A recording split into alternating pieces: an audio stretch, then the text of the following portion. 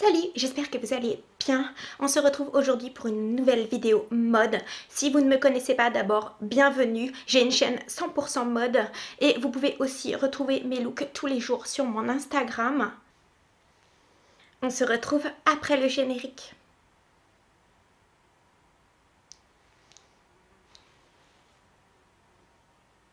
Alors, qui j'imite? Vous avez deviné ou pas? C'était bien fait ou pas? Ouais, ouais. Vous êtes dur, hein? On peut rigoler quand même.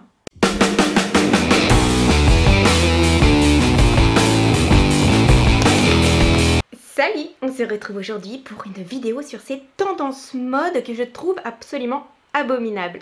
Et oui, pour moi, il y a énormément de choses très moches dans la mode 2020 et pourtant elles sont, on ne sait pas pourquoi, hyper tendance. Bien évidemment, vous n'avez pas échappé au retour des années 90. En ce moment, toutes les modeuses sont à donf sur les chaussures à bout carré, les sacs baguettes, les blazers oversize avec le pantalon oversize, sac à patate, Jacquemus, Bottega Veneta, qui sont hyper style en ce moment et pourtant je pense qu'il y a énormément de choses très moches. Bien sûr ça n'engage que moi et bien sûr comme je suis totalement tolérante et ouverte d'esprit, n'est-ce pas, vous êtes tout à fait dans le droit de kiffer ces tendances là parce qu'il en faut pour tous les goûts et heureusement que nous sommes tous différents. Voilà, c'était la petite parole bien pensante du jour et on va démarrer tout de suite avec la première tendance que je trouve abominable en ce moment et c'est le cycliste. Et oui, il fait encore fureur cette année, ça fait déjà 3 ans qu'on se le tape. Or, je pense que le cycliste ne va à personne, c'est-à-dire que même sur une nana qui fait son jogging à Central Park avec un haut de sport, des écouteurs et une casquette, je trouve déjà ça pas beau. Il a quand même une tendance naturelle à rendre la cuisse très moche. Il grossit et il boudine, à moins d'être faite comme Claudia Schiffer, et encore, même sur Claudia Schiffer, je trouve que il y a zéro style. En fait, c'est quand même dommage en fait de gâcher des belles jambes dans un truc pareil. Enfin voilà, je ne comprends pas le cyclisme. Pour moi, ça reste un truc de sport et encore, c'est déjà moche. Donc porter ça dans la rue avec un t-shirt et un blazer oversize avec une paire de compensés, non, je ne comprends pas, c'est un attentat au bon goût en fait, donc voilà, je le place en numéro 1 des tendances les pires 2020. Ensuite, la deuxième tendance que je trouve très moche, c'est-à-dire que je vois plein de filles sur Instagram qui ont ces chaussures, vous savez, les sandales ouvertes Chanel. En ce moment, on ne voit que ça partout, c'est un truc de malade et toutes les modeuses portent ça et ont l'impression d'avoir une dégaine stylée avec ça, mais le problème c'est que c'est moche de ouf, ça fait des pieds, on dirait des agglos. Même pour être à la maison et traîner quand son mec est parti au taf, je trouve ça déjà absolument laid, mais alors se dandiner dans la rue avec ces sandales là, c'est juste horrible en fait. Ça fait une silhouette mais ça alourdit. Je sais pas comment décrire ces sandales. Déjà je trouve que ça fait un peu mec dans la soixantaine type Jean-Jacques Hervé qui fait sa balade avec son chien. Non, je sais que mon mec porte des claquettes chaussettes, mais il n'y a aucun témoin. Alors que là, ces filles se baladent avec ces sandales avec des témoins partout et ont l'impression d'être au top du style. Out les sandales! Troisième chose hyper tendance qui tend à disparaître et tant mieux parce que je pense que ça devrait disparaître définitivement de la planète, c'est les mules fourrées de fourrure. C'est un attentat au bon goût, encore une fois, ces mules fourrées, c'est une catastrophe, ça n'a pas de gueule. En plus ça doit puer, enfin je sais pas, il y a un ensemble qui fait que quand je vois ça, j'ai un mauvais avis. C'est surtout ce côté fourrure qui dépasse en fait de la chaussure. On sent tout de suite la sueur et le pied qui pue. Zéro élégance. Autre tendance que j'aimerais voir disparaître également, c'est les jeans déchirés, mais pas déchirés genre un petit peu sur le genou, tout ça c'est mignon. Moi j'adore les jeans déchirés, je porte aussi des shorts déchirés. Mais alors, ces fameux jeans qui sont déchirés de bas en haut, où vous avez carrément la guibole à l'air, ou le cul à l'air, parce que il y a aussi des jeans qui sont déchirés derrière. On voit carrément la jambe sortir avec le genou. On dirait que vous vous êtes fait attaquer par une meute de Rottweiler et que vous avez survécu à une attaque de mort-vivant en fait. C'est vraiment le jean Walking Dead. Et je trouve que ça manque de classe, en fait, une petite déchirure ça va, ça passe, 2 ou 3 ok, un peu le jean râpé, mais alors les trucs ouverts de bas en haut, non mais allô. Et en plus j'ai l'impression que ce jean là, quand vous le voyez le matin, c'est pas celui que vous prenez pour aller au taf, c'est-à-dire que c'est le genre de jean, une fois que vous avez fait votre photo Instagram avec, bah y a plus rien à en faire, et puis je pense que c'est même pas la peine d'essayer de le réparer. Prochain vêtement que je trouve moche, et on va rester dans le jean, ce sont tous ces jeans customisés. Alors il y a eu énormément de vagues de mode de jeans customisés, des jeans avec des perles, des jeans avec des broderies, des jeans avec des patchs, des jeans sur lesquels on a dessiné, des jeans qu'on a peint, enfin bon voilà, tous ces jeans là bariolés de partout. En fait le problème c'est que voilà, c'est sympa sur une photo Pinterest de loin, mais le problème c'est au jour le jour, porter un jean comme ça va avec rien quoi. Vous allez au taf, c'est pareil, vous choisissez votre jean brut ou le jean noir tout simple skinny ou votre Levi's, mais vous prenez jamais ce jean avec des patchs dessus.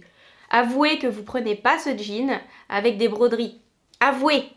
Autre tendance que on aimerait oublier, enfin moi en l'occurrence, c'est la tendance des mini bags. Alors, vous voyez ce petit sac Jacquemus, je vous le mets à chaque fois. Hein. D'ailleurs, j'ai eu un commentaire d'une fille qui travaille dans la police et qui m'a dit, ça m'a fait beaucoup rire. Attention Elena, tu risques je ne sais combien d'amendes pour avoir ce sac. Voilà, donc j'ai eu un peu peur. Du coup, je pense que je vais arracher le mot Jacquemus. Mais effectivement, la tendance des mini bags, allô. Parce que celui-ci c'est un mini bag, on met quand même une carte bleue dedans, mais il y a des mini bags, ils sont encore plus petits quoi, mais genre c'est un porte-monnaie. Même le porte-monnaie est plus grand. Est-ce que franchement ça fait stylé? Est-ce que franchement on a besoin de s'ajouter à ça? Parce que bien évidemment quand on a un mini bag, on est obligé d'avoir un autre sac à côté parce qu'il faut bien mettre ses clés, son chéquier, son portable, sa brosse, son eyeliner, son shit. On va pas se mettre un sac banane en plus de ce mini bag, donc effectivement ça n'a aucun intérêt, voilà, c'est juste un accessoire. Est-ce que c'est possible de s'en passer? Je pense que oui.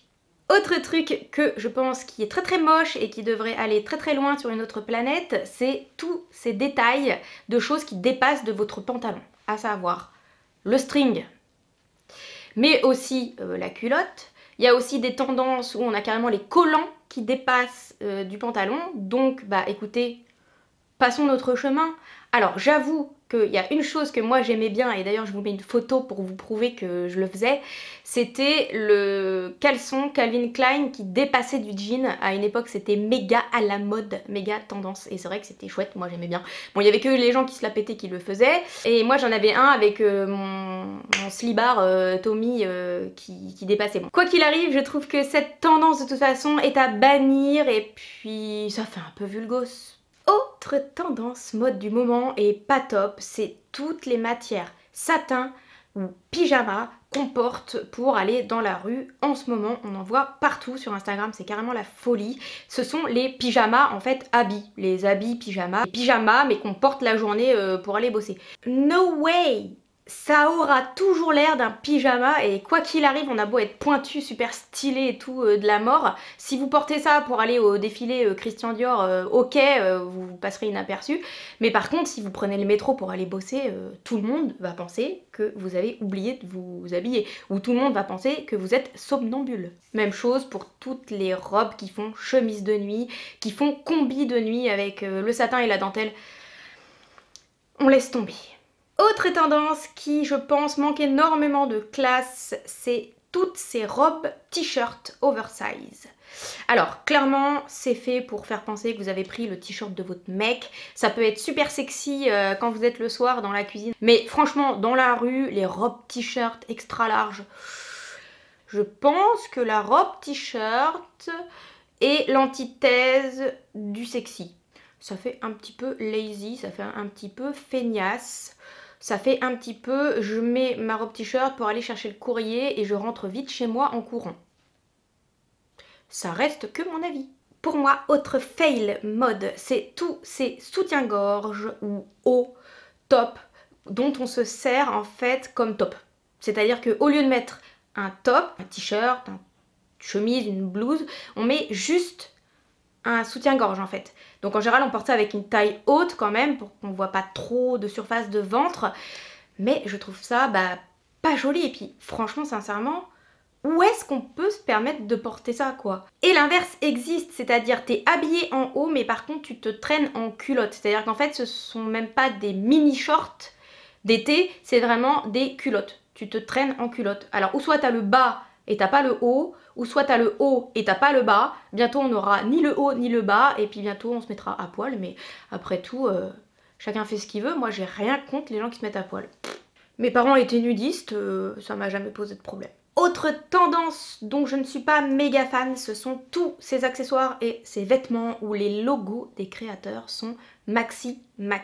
C'est-à-dire que vous vous baladez avec un t-shirt avec marqué Dior en gros, ou un imperméable total monogramme Vuitton, ou des énormes boucles d'oreilles avec les 2C de Chanel entrecroisées. Toutes ces choses un peu ostentatoires, genre regardez, je porte du Vuitton. Alors le pire de tout, c'est quand c'est des choses qui sont comme ça mais qui sont en plus de contrefaçon. Alors, là je pense qu'on a carrément atteint le sommet de l'horreur. Quand les monogrammes sont gros comme ça, c'est affreux. Bah, c'est comme si vous aviez une BMW ou je sais pas, une Mercedes et que sur toute la voiture il y avait marqué Mercedes en gros comme ça, ou BMW en gros comme ça, ou Ferrari. Allô, enfin voilà, on peut avoir un truc de grand créateur qui coûte cher sans avoir le logo maxi, ça s'appelle la discrétion. Et enfin, je termine cette vidéo critique, et décidément je suis vraiment pas possible, je peux pas m'en empêcher, par les vêtements couleur néon. Je vous en avais déjà parlé l'année dernière dans une vidéo mode, je disais que c'était vraiment moche. Je pensais qu'on s'en serait débarrassé là cette année, je pensais vraiment là. J'espérais que c'était fini le néon, que c'était terminé, qu'on n'en parlerait plus. Eh bien non, quand t'es habillé comme ça, on peut pas te parler en te regardant dans les yeux. Alors déjà on se prend un coup de soleil, il faut mettre des lunettes. Ah, et il y a aussi les couleurs méga flashy en ce moment, je sais pas si vous savez, mais le fuchsia top qui pète, enfin les couleurs qui pètent là, qui reviennent, on s'en prend plein la gueule. Tout ce qui crache trop en fait en ce moment, bah je suis pas fan. Surtout quand c'est allié à l'over. T'as des nanas qui sont trop belles, qui sont trop sexy, qui sont trop bien foutues. Et tu les vois noyées dans des espèces de trucs hyper larges et moches avec des pantalons qui n'en finissent pas. Mais putain, c'est un remède contre l'amour quoi. Alors après, moi j'ai pas l'avis des mecs parce que je côtoie que le mien et c'est déjà largement suffisant. Mais je pense que les mecs détestent. On fait pas la mode en fonction des mecs, ça se saurait. On a encore cette liberté de porter ce qu'on veut et pas d'être des objets, heureusement, et je suis la première à le dire, donc pas de faux procès s'il vous plaît, mesdames et messieurs. Moi par exemple, qui fait qu'1m62, si jamais je porte un pantalon oversize avec un t-shirt oversize à épaulettes et un blazer oversize, on ne me voit plus. Tiens, on dirait Joey dans Friends quand il porte toutes les affaires de Chandler. Et voilà, j'ai fait le tour de toutes ces tendances 2020 que je ne trouve pas jolies. Alors après, comme je vous disais tout à l'heure, chacun est libre de penser ce qu'il veut. Moi, je suis un petit peu alertée en fait sur le fait quand les créateurs décident par exemple que en ce moment ce serait les années 90, toutes les modeuses, toutes les youtubeuses là se disent il faut absolument que je m'achète ça, il me faut absolument le sac baguette, il me faut absolument les sandales à bout carré et puis il me faut absolument la petite robe type Carrie Bradshaw, sinon je vais mourir. Je pense pas qu'on va mourir en fait, on peut aussi genre avoir son propre style et s'y tenir quoi. Ne gobons pas tout ce qu'on nous met dans la bouche comme des moutons, franchement, résistons. Soyons forts. En ce moment, tous les ans, il faut qu'on nous fasse adopter un nouveau style, comme si on était personne, comme si on n'avait pas de personnalité. C'est ça qui me dérange aussi, et c'est aussi pour ça que je fais cette vidéo. Bon, j'avais aussi envie un peu de me foutre de la gueule du monde, je vais pas vous le cacher. Et voilà, cette vidéo est terminée. En attendant, je vous fais plein de gros bisous, et on se retrouve bientôt dans une prochaine vidéo. Bisous à Julie, qui se reconnaîtra.